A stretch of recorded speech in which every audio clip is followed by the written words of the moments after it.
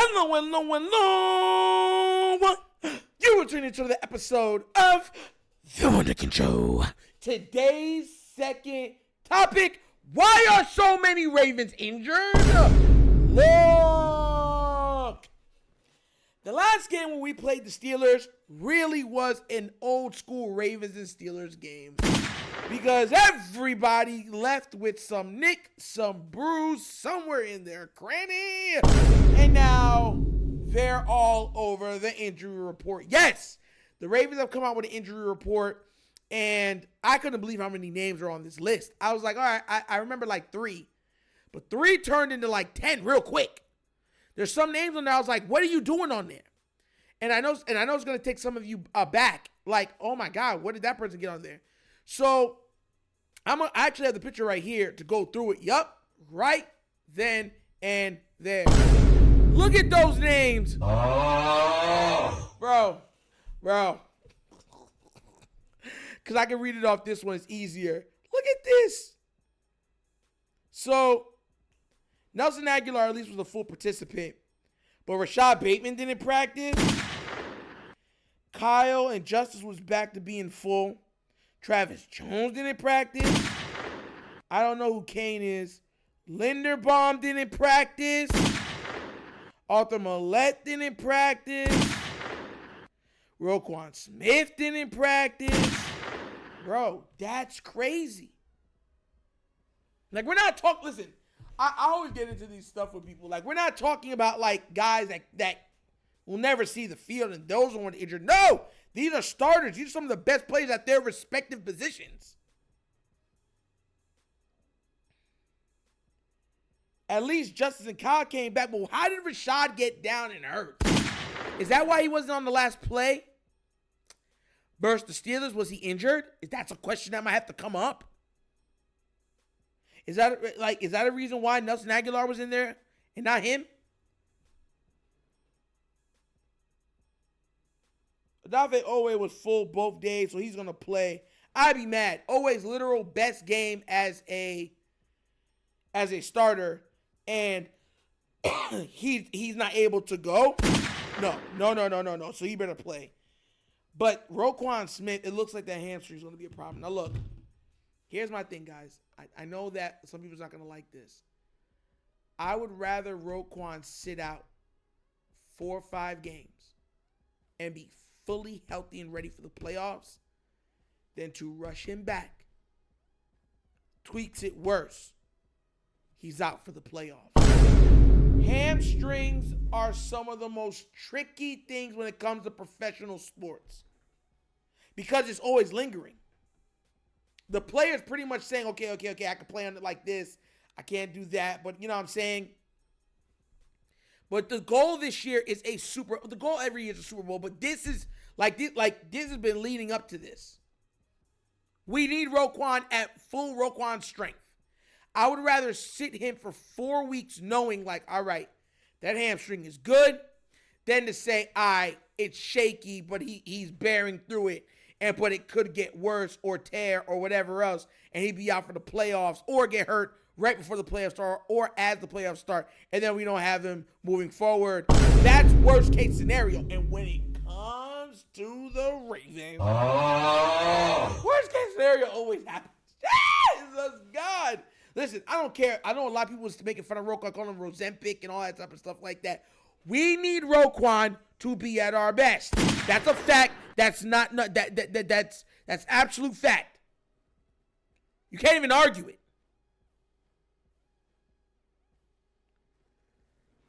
And another one. How did Rashad Bateman end up on this? Like, seriously. Rashad looked like he wasn't even there on Thursday, and he didn't practice on Friday.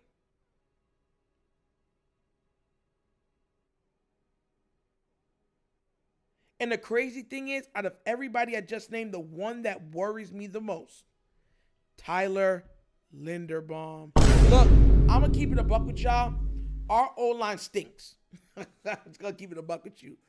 Lamar's ability or escape ability has made them somewhat serviceable, but serviceable is such a strong word, and we're stretching it quite far. Fruit by the foot. Fact to the stretch. Like, that's what we're doing. Tyler Linderbaum is one of the better pieces of this offensive line, if not the best or most consistent part of this offensive line. If he can't go, that would mean right tackle, right guard, and center. Whoa. How are we going to be effectively able to run the ball? We're having trouble keeping guys out of the backfield as is, even on passing downs. We're having trouble creating holes with Derrick Henry and Lamar Jackson in the backfield when they don't know where everything is going to happen.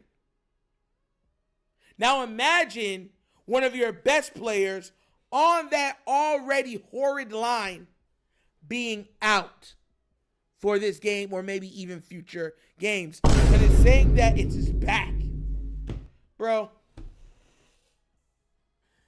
I'll be your crying shoulder. Tyler. I'll be not suicide. Tyler. And I'll be better when I'm older. I'll be the greatest fan of your life. Yo! Oh!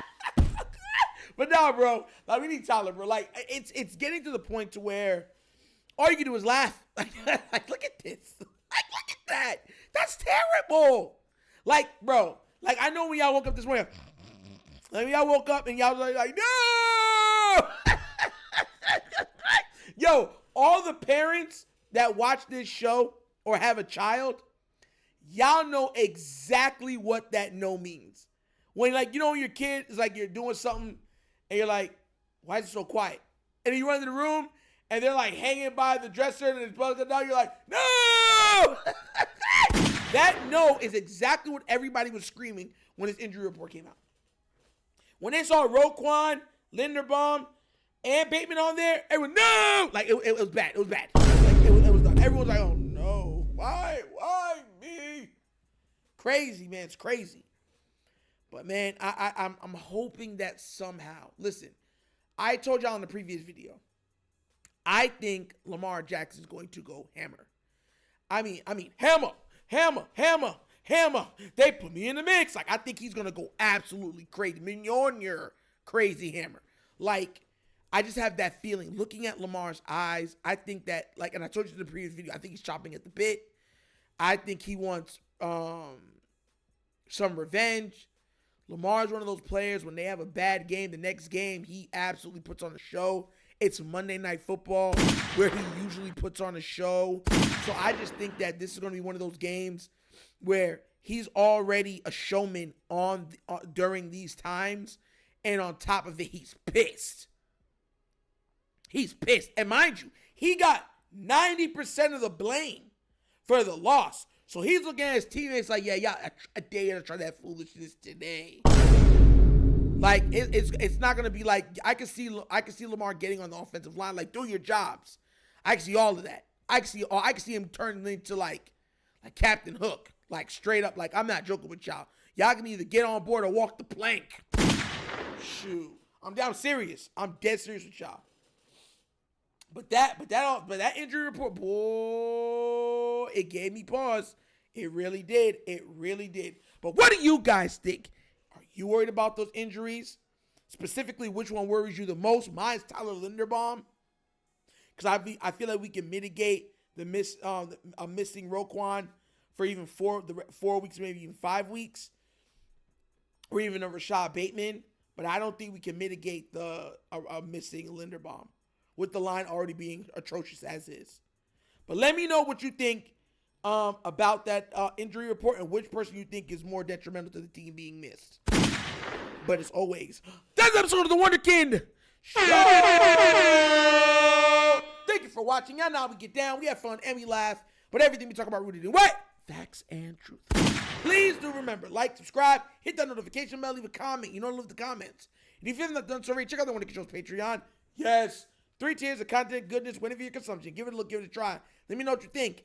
And if you'd like to donate to this channel, help out with equipment and such stuff like that, bottom of the screen, QR code. QR code's to a Cash App. Cash is located in the description of every video that we do. Name of it is money sign, The Wunderkind Show.